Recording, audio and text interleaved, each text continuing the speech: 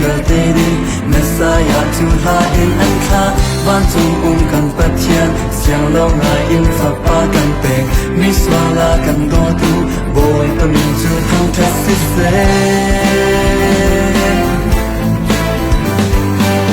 van ni na la an sa pathian fa pa si su ta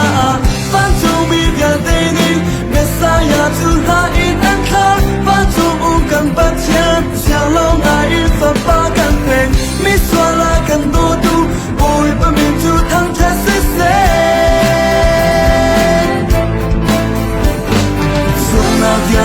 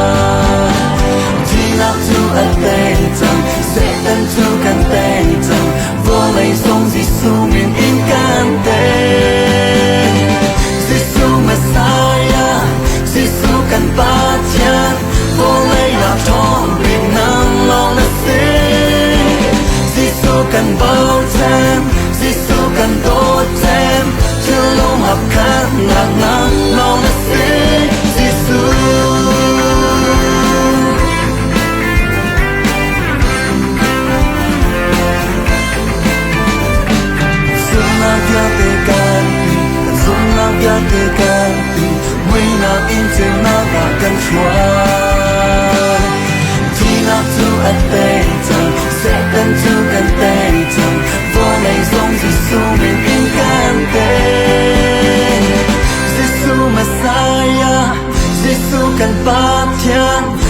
Mì Gõ để không bỏ lỡ